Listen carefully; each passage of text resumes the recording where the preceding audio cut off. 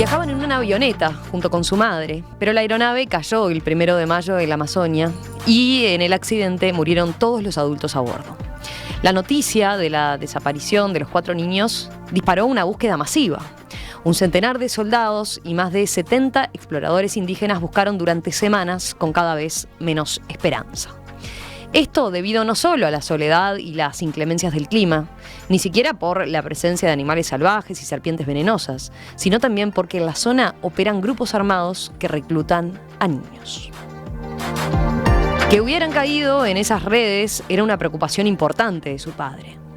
Los pequeños se quedaron primero junto a los restos del fuselaje, y cuando se les acabaron los insumos, se alejaron y se alimentaron en base a frutos silvestres. El liderazgo heroico de la hermana mayor, Leslie, fue clave. Construyó un refugio y mantuvo a los más chicos con ánimo. Según explicó uno de los exploradores indígenas a la agencia France Press, el hecho de que los hermanos pertenecieran al pueblo amazónico Huitoto les daba un conocimiento de la zona suficiente como para saber qué comer y qué no, y para esconderse cuando percibían amenazas. Hitoma, belle, boy naima, belle, hitoma, belle. Pero justamente ese miedo lo llevó a ocultarse también de los rescatistas. Cuando finalmente los encontraron, estaban a pocos kilómetros de la avioneta caída, en un sitio por el que los buscadores ya habían pasado. Estaban desnutridos, debilitados. Uno de ellos ya no podía caminar por la falta de fuerzas, pero estaban vivos. Fueron transportados al Hospital Militar Central de Bogotá, donde, según se ha informado, se recuperan satisfactoriamente. Es un caso impresionante, tal vez comparable al milagro de los Andes. Y hoy les proponemos desplazarnos hasta allí, conocer mejor la zona, la selva, entender hasta qué punto fue difícil la búsqueda y por qué es tan increíble que hayan sobrevivido. Para eso estamos ahora en comunicación con Silvio Pereira, uruguayo, residente en Colombia, con quien hemos conversado en otras oportunidades y quien conoce la selva colombiana por el trabajo que tuvo durante años como educador social en la ONG Fondo Acción. Silvio, ¿qué tal? ¿Cómo estás? Buen día, un gusto saludarte nuevamente. Hola Romina, un gusto, ¿cómo te va? Muy bien. Silvio, a ver, hemos conversado contigo en otras oportunidades donde nos has contado, ¿no? tus peripecias por los lugares donde has estado allí en Colombia. La selva amazónica en Colombia es muy extensa, ¿verdad? Vos particularmente conociste un poco de esta área donde se perdieron los niños, ¿no? Sí, bueno, fundamentalmente yo conocí el departamento de Caquetá, un municipio que se llama Solano. Ese municipio es, para tener una idea, es uno de los más grandes del mundo y es como un cuarto del Uruguay.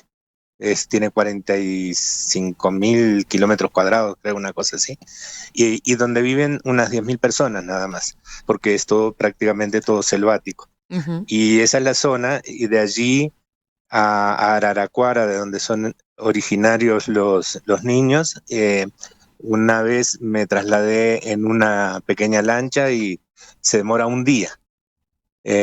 Son distancias tremendas. Es el punto que sería la barrera de deforestación entre la selva y lo que se ha tumbado de selva, se ha cortado de selva para introducir ganadería. Te iba a preguntar por eso, a ver, de todos modos, sí. Vos nos podés pintar bien un panorama, porque, claro, para los uruguayos es un ambiente sumamente lejano, ¿no? Pero, ¿cómo es esta selva? ¿Qué describirías? ¿Qué características tiene? Bueno, yo te puedo decir que en la selva yo he estado un día y salía y volvía de pronto al otro día a estar un rato, un tiempo, y salía. No me quedé sí en una escuela en la selva, pero dentro de la escuela, no en la selva propiamente dicha. La selva es un lugar, bueno, si dijese que es mágico, te diría lo bueno de la magia, pero para nosotros uruguayos, por ejemplo, o para los colombianos que viven en las ciudades, la selva es un lugar muy hostil. Es para los indígenas, es su madre, Ujú. es quien les brinda el alimento, quien les brinda protección, quien les da la materia prima para construir su ropa, sus zapatos, lo que sea que usen, lo sacan de la selva, ella le provee. Pero también es un lugar de respeto donde hay, según sus creencias, espíritus que los acompañan en el día a día, que los protegen, pero que también los retienen.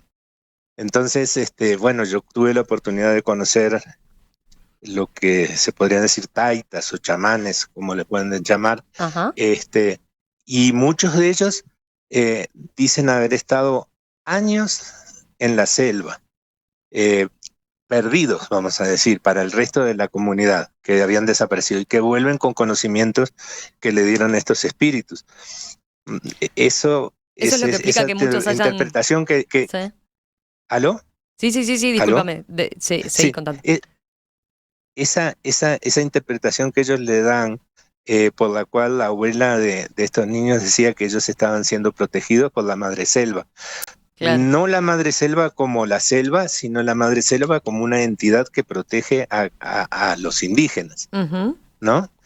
Y también se hablaba de, bueno, en la traducción serían unos duendes que hacían lo posible porque no encontraran a los niños.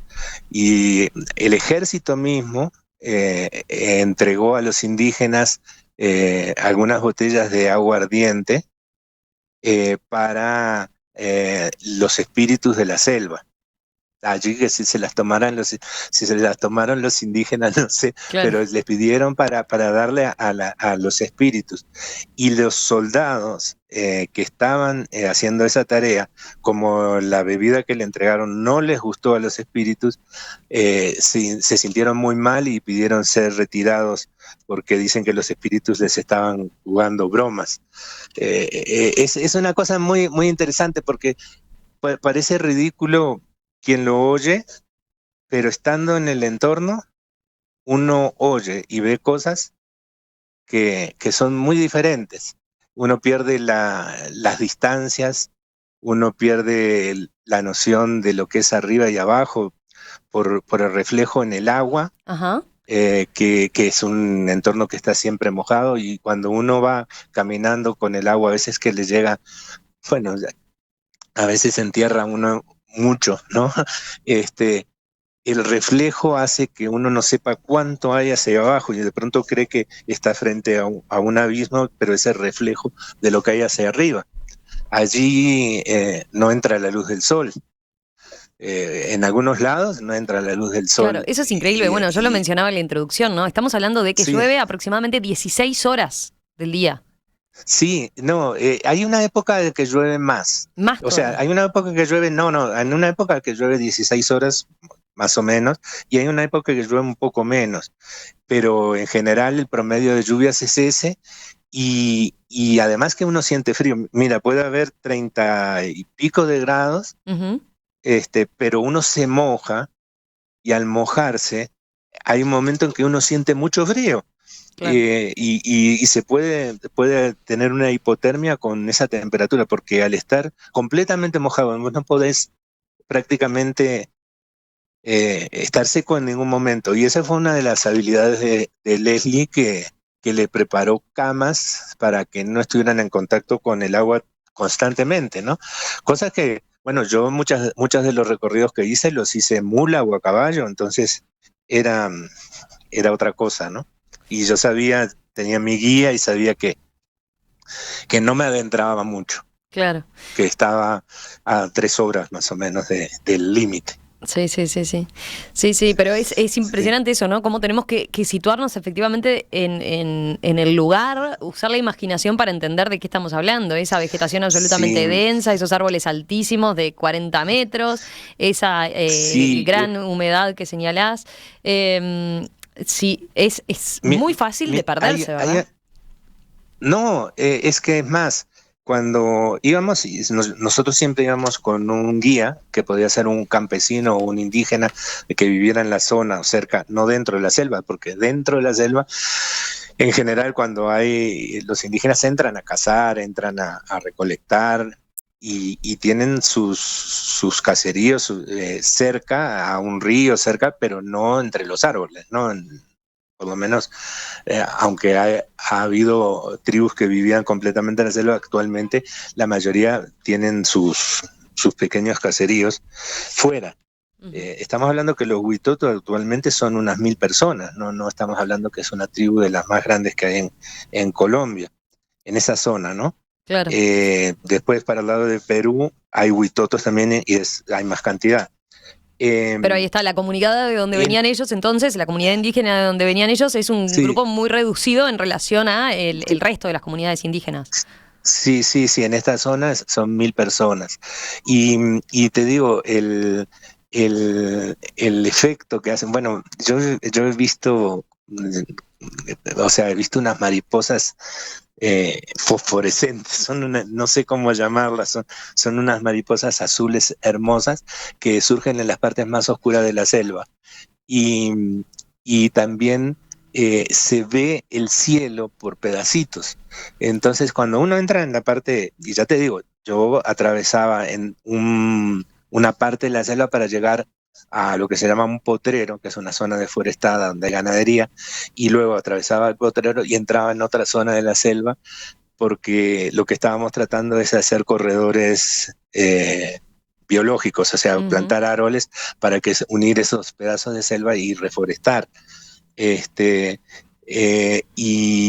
te puedo asegurar que en las partes oscuras uno prácticamente las horas de sol son muy pocas, porque al haber árboles tan grandes y ser una barrera verde tan espesa, uno tiene la luz del sol cuando pasa por encima, pero yo supongo que a las 5 de la tarde, 4 de la tarde ya es de noche, y igual que el amanecer uno no lo ve hasta las 9, 10 de la mañana porque es cuando el sol está arriba, y ahí puede uno darse cuenta, pero es muy difícil guiarse por el sol.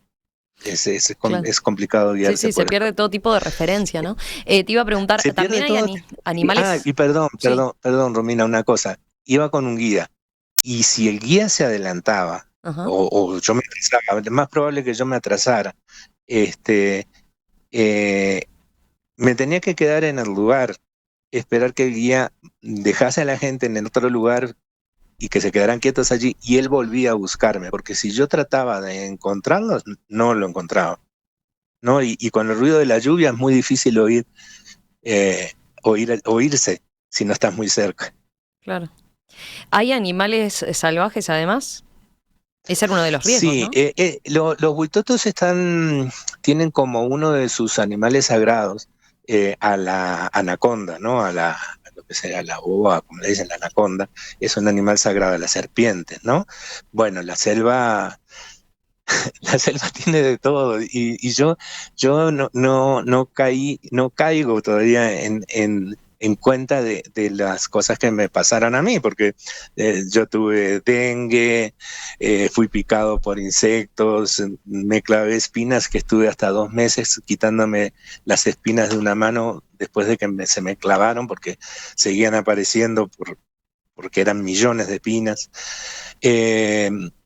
Me enfermé por temas de la piel con el sol. En la selva se ven caimanes, los caimanes se ven en los charcos, en los ríos, en los bordes, ¿no? No se puede uno acercar, ellos no se acercan a uno, sino que más bien uno los asusta con las personas, ellos tienen como más miedo que atacarte. No sé, con un niño, ¿no? En todos estos años vi solamente una vez un jaguar al que le pudimos tomar las huellas,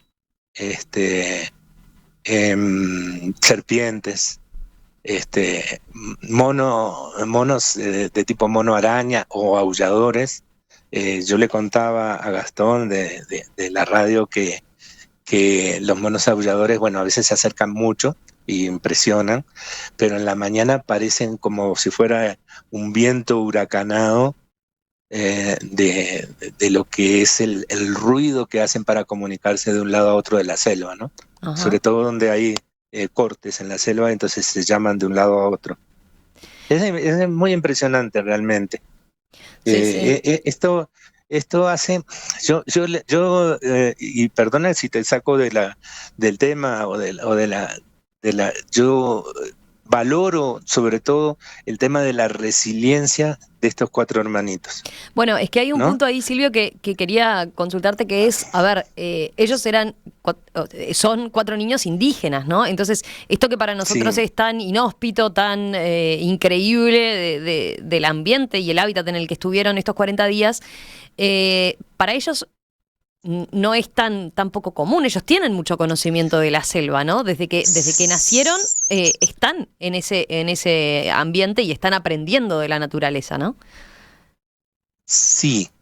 Sí, yo aquí, y por eso te digo que no quiero quitar nada de lo maravilloso de esto que pasó, ¿no? Pero mira, como tú decías, se estrellaron en un avión. La mamá fue uno de los adultos que quedó viva 4 días. Sí, sí, ellos pasaron por Eh, esa pérdida terrible, ¿no? Ellos, bueno, aparte de que no quiero entrar en detalles de lo espantoso que fue la muerte del otro indígena que iba como de copiloto sentado, porque fue una muerte muy dura, ¿no? Y ellos vieron eso, vieron a la mamá morir.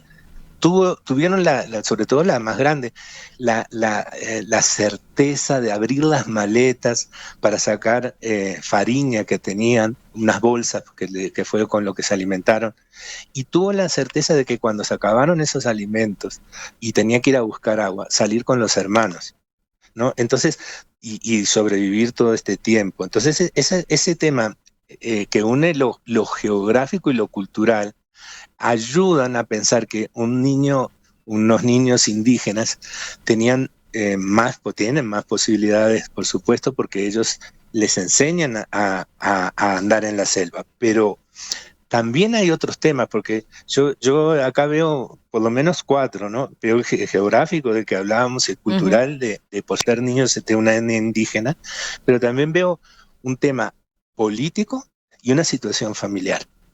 Porque eso es algo de lo que aquí en Colombia no se quiere hablar mucho, sobre todo del tema familiar, porque estos niños cuando sean grandes van a poder oír, porque ahora todo se guarda en internet, eh, todo lo que están hablando ahora las familias, el papá, los abuelos, ¿no?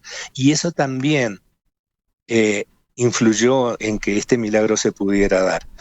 Por ejemplo, los niños estuvieron cerca de los soldados. Es más, los niños vieron a los soldados, pero no por miedo, no gritaron, no hablaron. Es más, la niña le cuenta al abuelo, eso es lo que cuenta el abuelo, que le tapaba la boca al niño más pequeño para que no llorara y que los soldados no los encontraran. Ellos querían que los encontraran indígenas o querían salir por sus propios medios de la selva. Claro. Por un miedo que ellos tienen, no porque fueran soldados, y mira que estamos hablando de pronto del ejército mejor preparado para situaciones en selva del Ujú. mundo, Sí, sí, ¿no? sí, sí. Porque es el que ha combatido la guerrilla, los paramilitares, todo eso durante 60 años, ¿no? Entonces, los niños tenían miedo. Estamos en una zona en donde muchas niñas indígenas son violadas, y son explotadas sexualmente en los municipios, en los centros poblados, por hombres blancos. A veces ha habido soldados también implicados en esto. No es la regla, pero ha pasado. Entonces, estamos en la zona que está en la zona de influencia de Iván Mordisco, que es el comandante de las disidencias de la FARC, que reclutan niños.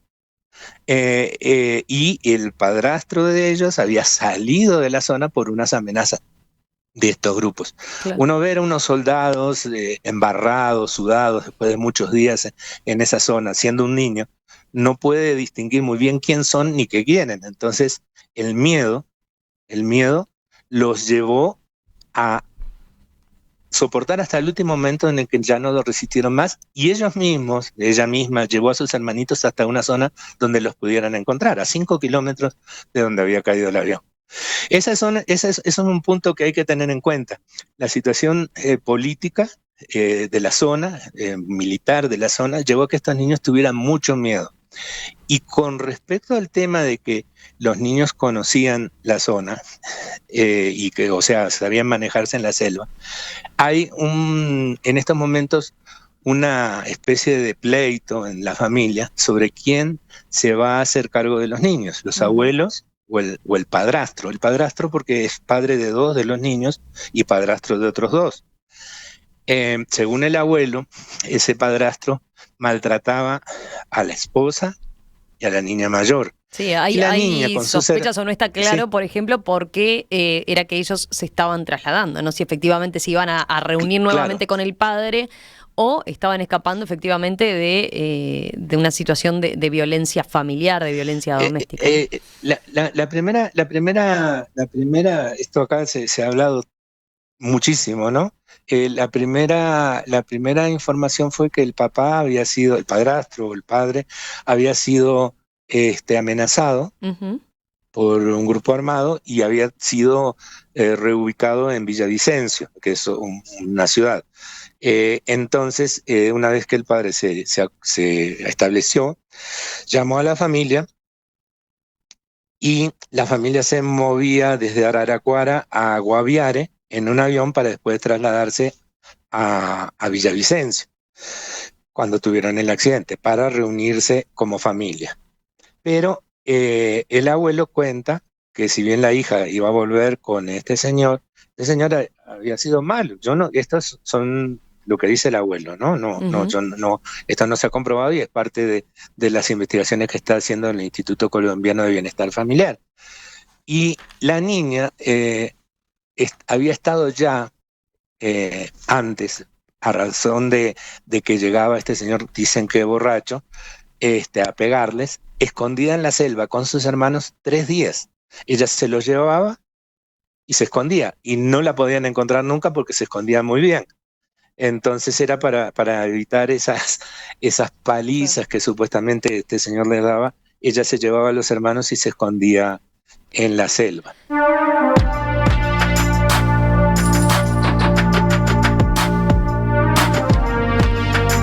Hoy estamos instalados aquí en Perspectiva en Colombia. Estamos conociendo la recóndita selva amazónica donde estuvieron 40 días perdidos 4 niños indígenas que aparecieron con vida milagrosamente el fin de semana.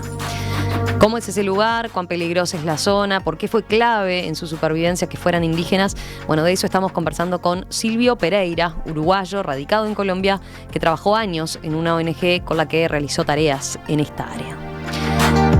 Silvio, estábamos hablando entonces de por qué entender que esos niños, esa información, ¿no? que ha trascendido de, bueno, el miedo que ellos sentían por estos soldados. Tú decías, bueno, ellos en situaciones normales tienen miedo, es entendible el miedo por esto que tú describías, ¿no? La posibilidad de que las niñas fueran violadas, las organizaciones criminales que están allí, ¿no? Lo que tiene que ver con la presencia de guerrillas que siguen activas y que, bueno, una de las hipótesis justamente es que reclutan niños y que ellos podían caer en una de estas guerrillas, ¿verdad? O sea, estamos hablando de un contexto que permite entender por qué ese miedo, ¿no? Claro, sí. También sí. Te hago una consulta. ¿Cuánto hablan español, por ejemplo, estos niños? Bueno, no hemos oído ni una palabra de estos niños, ¿no? Yo supongo que Leslie debe hablar español porque la única institución colombiana que hace presencia en todos los territorios son las escuelas. Uh-huh. Y las escuelas en las zonas donde hay comunidades indígenas se usa bilingüismo. Y a veces hasta le mandan a algún profesor que solo habla español, entonces los niños en la escuela aprenden español. Ahora, como empieza en la escuela tarde en general por temas de logísticos, vamos a decir, probablemente los otros hermanos sepan algo a raíz de lo que habla el papá, la mamá, aunque entre ellos hablan en su lengua, ¿no? Entonces, ellos deben de entender, pero no hablan un español fluido, no es su primera lengua, ¿no? Sí, Ellos eso aprenden veía español. algún colega que hacía una crónica como en primera persona y decía, bueno, acá estamos frente al hospital tratando de entender y de poder transmitir el día a día de lo que fue esos 40 días en la selva, contar más su historia, contar cómo pasaban, tener todos los detalles. Pero claro, ahí es cuando uno cae en la diferencia cultural que hay y en poder entender mucho más por lo que pasaron, ¿no? Y lo que significó para ellos. Sí, no, hay, no sé, decenas de lenguajes, porque no son, muchos dicen los dialectos indígenas, no, son lenguajes que son las primeras lenguas de estos niños y que después aprenden español en la escuela y los padres aprenden español porque negocian artesanías muchas veces, entonces van a lugares donde les compran o van a los pueblos o le venden a los turistas, entonces tienen que aprender español para poder también recibir algo de Claro. recursos de dinero, ¿no? Porque no viven solo de lo que les da la selva. Ujú. Entonces, hay comunidades indígenas en que los hombres se dedican a la caza, a cuidar ganado que tienen, eso, y las mujeres son las que tejen y salen a vender. Entonces, en esas comunidades es muy común que las mujeres hablen más español que los hombres, porque son las que salen más de la comunidad a hacer negocios, ¿no? Claro. Eso es, no, es completamente, mira, para entender una cosa, un poco retomando lo de lo familiar, Mm. el abuelo dice que prueba de lo que él dice del padrastro de los niños y padre de otros dos, es que participaron en un ritual de yagé, o ayahuasca, como le dicen allá en Uruguay, y los espíritus no se le presentaron para decirle dónde estaban los niños, al papá. Ujú. Entonces eso demostraba para la parte de la comunidad que apoyó al abuelo que no era un buen padre, porque si no los espíritus le hubieran dicho antes dónde estaban los niños. Ujú. Y ese era lo defendían como un criterio muy aceptable y muy lógico, ¿no? Claro. Sí, eso que nos estás Que contando los permite. espíritus estaban escondiendo a los niños. Los espíritus se estaban escondiendo. Y hoy la situación es, si se quedan con la familia de los abuelos, los más viejos, volverían a la zona donde ellos viven siempre. El padrastro quiere protección del Estado porque dice que está siendo amenazado y que él se quedaría a vivir en Bogotá. Entonces yo la pregunta que me hago como un ciudadano común y silvestre Ujú. es respecto a la inteligencia de esta niña, porque la inteligencia uno no la puede quitar de un contexto. Esta niña ha sido muy inteligente, muy hábil, con 13 años, en un contexto para el cual ella está formada. Pero entonces, imagínate que una niña de 13 años, traerla a una ciudad con 9 millones de habitantes, con 1000 problemas, y en donde va a tener que ir a una escuela en español, a manejar computadoras, o sea, sería otro choque emocional más para una niña que vivió un drama que seguramente ni siquiera va, o sea, si bien tienen asistencia psicológica, van a necesitar una asistencia propia de su comunidad. De hecho, para sacarlos de la selva hicieron un ritual para poderlas para, para poderla sacar, ¿no? Porque dicen que si la sacan a una persona que se pierde en la selva, la sacan sin hacer el ritual de agradecimiento por haberla devuelto, el espíritu queda prendido a la selva y no son personas que puedan vivir después ni en un lado ni en el otro, ¿no? Eso es algo muy rico, es algo Sí. que, Hasta eso estuvo presente entonces cuando estaban en esas tareas de rescate, ¿no? sí. Es excelente lo que estás contando para entender mucho más de lo que Sí. lo No, que hay, ¿no? mira, te cuento una cosa que me pasó a mí en otra comunidad indígena, que sería más de altura, porque es más como a 3.000, a casi a 4.000 metros de altura en el sur, en la ciudad se llama Ipiales. Yo fui a un emprendimiento de unas chagras, que son como unas chacritas que tienen los indígenas, en donde cada uno cultiva diferentes cosas y luego hay comparten y hacen trueque de lo que produce uno con otro. Es una forma ancestral que tienen de cultivos que ahora antes eran móviles, ahora están fijos. Cuando yo fui a ver eso, porque nosotros financiábamos, o sea, la ONG financiaba eso, entonces yo fui a ver cómo lo estaban haciendo.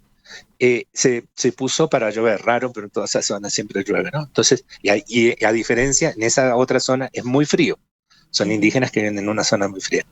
Entonces estaba yo tenía que recorrer como una hora. No es selva propiamente dicha, pero sí montaña y son indígenas de montaña. Y estaba un abuelo, un taita, o un chamán, o como ellos le dicen taita, o abuelo, y una abuela, que también hacía lo mismo. Y entonces me dijeron, ¿cuánto tiempo usted necesita estar en la zona? Yo digo, por lo menos una hora. Entonces hicieron un ritual con flores, la cosa más hermosa, ¿no? Uh-huh. Y se despejó el cielo, ¿no? Entonces me dice el taita, camine por esta zona y dé la vuelta así, y vuelva, y yo voy con ustedes y me avisan cuando ya termine. Entonces vimos todas los emprendimientos, aparte ellos le enseñan a cultivar las chagras desde chiquito a los niños, y volvimos. Cuando volvimos le digo, ya terminamos.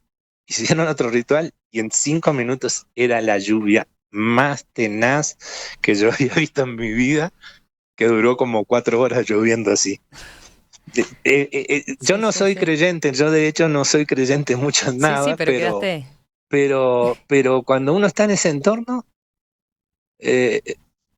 pasan cosas. Digo, los milagros no son hegemónicos de una religión, ¿no? Yo creo que pasan milagros en todos lados. Y en parte esto puede ser entendido como un milagro de otra cosmogonía a la que igual no estamos acostumbrados. Sí, veía una crónica de un colega en la BBC que dice en un pasaje, ¿no? A propósito de los colombianos, si para nosotros aquí en Uruguay es difícil de entender esto, quería preguntarte por cómo lo entienden los colombianos. Él dice, por eso no entendemos esta selva, por eso los colombianos somos tan ignorantes de esta historia como cualquier extranjero, por eso les exigimos a los niños explicaciones concretas, mundanas, apegadas a nuestras comodidades y cosmovisiones, cuando para ellos, como me dijo Rufino, dice uno de los indígenas que consultó, perderse en la selva es una actividad común. El caso también pone a los colombianos frente a otro de sus eternos dilemas, la diversidad cultural. Al ser un país tan fragmentado, cada región se desarrolló como una nación en sí misma, a veces en oposición a la cultura del lado. Acá hay tantas etnias como en India, país 3 veces más grande y 30 veces más poblado. Sí, yo te puedo decir algo que puede resultar, de pronto dicen, uy, qué tipo más creído. Yo conocí prácticamente toda Colombia, pero no en la profundidad, por supuesto, que conocen la gente que vive en esa zona, ¿no? Yo me acerqué a Colombia con el espíritu abierto, uh-huh, de aceptar, de vivir en cada zona de acuerdo a las costumbres de cada zona. Y en ese sentido, puedo entender superficialmente de pronto, pero puedo entender las cosas que suceden. Aquí hay muchos colombianos que tienen ese espíritu, pero hay otros. Ha habido gobernantes, ha habido alcaldes que lo que preferirían es ponerle cemento, hacer calles en esa selva y sacar a los niños indígenas y llevarlos a escuelas desde chiquitos para que se civilizaran, entre comillas, porque hay gente que vive de espaldas a sus raíces. Y mira que muchas de estas personas que piensan así, de pronto son descendientes de indígenas, uh-huh, pero como este país ha vivido un proceso de desplazamiento debido a la violencia de tantos años, todo lo que significa campo, selva, montaña, puede significar peligro o malos recuerdos para esa familia. Entonces borran, bloquean y entonces viven de espalda a sus orígenes. No digo que sea la mayoría, pero yo digo que es una gran parte de la población. Silvio, quiero terminar leyéndote algunos de los mensajes. A ver, por ejemplo, Diego plantea, bueno, es curioso observar cómo un desastre es presentado como un milagro. Desastre 1, un estado fallido que no puede dar seguridad a su gente, extrae a una familia y la saca de su hábitat hacia otro lugar. Desastre 2, el avión choca. Desastre 3, mueren los adultos, incluida la madre, delante de sus ojos. Desastre 4, los niños están 40 días huyendo de los seres humanos que tratan de rescatarlos. El único milagro es que fueron encontrados con vida, dice. Después, Ricardo dice, qué suerte que hagan esta entrevista, explica un mundo indígena hermoso, a pesar de lo que les tocó vivir. El que ama la naturaleza, ella les devuelve todo. También tengo preguntas, por ejemplo, María Luisa pregunta si se sigue la búsqueda del perro. José apunta de que hay que traer para acá, de Wilson, el perro. Todavía no apareció, ¿no? ¿Continúa la búsqueda? No. No. Yo a este punto no sé si el gasto, o sea, siempre una vida, así sea un perro, y un perro que hizo tanto, lo vale, pero son como 100 soldados buscando un perro durante tantos días. Seguramente alguien va a decir que esos 100 soldados harían falta en otro lado donde hay algún desastre natural. Aquí siempre es así, ¿no? Bueno, José apunta que hay que traer ese chamán para que, a propósito de la anécdota que tú contaste, ¿no? Para que llueva acá en Uruguay, dice. No, aquí me dieron varias soluciones para hacer llover, pero no creo que sean muy aplicables en Uruguay. Después Roque pregunta, y para terminar me parece que es un buen cierre, dice, bueno, Rosmina, pregúntale al entrevistado qué semejanza tiene este hecho con la tragedia de los Andes. ¿Qué crees tú ahí, conociendo de primera mano cómo es la selva, cómo es el hábitat en el que tuvieron que pasar estos 40 días, y conociendo también como uruguayo lo que fue la tragedia de los Andes? Bien, sí, y la viví en plena adolescencia. Te diré dos cosas. Todo lo que dijeron las personas, o sea, todo lo bueno y todo lo malo, es Colombia. Colombia es un país en que todo lo bueno y todo lo malo se da en el mismo lugar, al mismo tiempo, y es casi inconcebible. Por eso es que Gabriel García Márquez escribe sobre el realismo mágico. No es que se lo haya inventado, es que Colombia es realismo mágico. Es impresionante las cosas que suceden en Colombia que no se pueden entender ni se pueden explicar en una entrevista de no sé de cuántos días. Con respecto a la pregunta que me hiciste, ¿me la puedes repetir, por favor? Sí, porque las similitudes y las diferencias que ves con la tragedia de los Andes. Sí, perfecto. Te diré, yo creo que la diferencia mayor es que es, si se quiere, más milagro el de los Andes. Porque, primero, porque entra dentro del concepto judeo-cristiano de milagro que tiene Uruguay, ¿no? Que no puede ser discutido respecto a lo que se puede considerar un milagro en la selva, con niños indígenas que tienen un concepto diferente. Segundo, que los uruguayos nunca habían visto nieve prácticamente, ni nunca había estado a una altura como la que estaba. Entonces no tenían ningún antecedente ni ninguna preparación para subsistir en esas circunstancias que subsistieron y en donde además no había alimento, ¿no? En la selva poco había, pero era la época de cosecha de dos frutas que son el Juanzoco y el 1000 pesos, que ellos pudieron alimentarse de eso y tomar agua. El milagro de aquí es que la edad de los niños, ¿no? También tiene un componente milagroso para nuestra concepción de milagro judeo-cristiano, que es la edad de los niños y que el niño más pequeño tuviera 12 meses, 11 meses cuando se estrelló el avión, sobreviviera y sobreviviera 40 días y cumpliera el año en la selva. Igual que la de 5, que cumplió los 4 años en la selva. Eran niños muy pequeños, aún siendo indígenas, para sobrevivir Claro. a este ambiente, ¿no? Entonces, los dos tienen parte de milagro, pero el hecho de la ignorancia de nosotros los uruguayos para vivir en esas alturas, en esas circunstancias, yo creo que hace que es más llamativo eso. No dudo que alguna plataforma de películas haga hoy o mañana una película sobre las vicisitudes de estos niños en la selva, ¿no? Ojalá que sea coherente con la realidad, ¿no? O con las realidades. Tengo otro mensaje de un oyente que apunta a eso. Hace muchos años, siendo un adolescente, estuve en Colombia y mi sensación fue la misma que la de Silvio. Todo lo mejor y lo peor está allí, dice. Silvio, muchísimas gracias. Sí. Ha sido un placer. No. Gracias por acercarnos a esta realidad, por permitirnos entender mucho más el fenómeno que hay atrás y las implicancias que tuvo. Nos volvemos a comunicar en cualquier momento, si te parece. Te mandamos un abrazo desde aquí. Bueno, muchas gracias. Pienso estar en octubre y noviembre por allá, entonces les voy a saludar.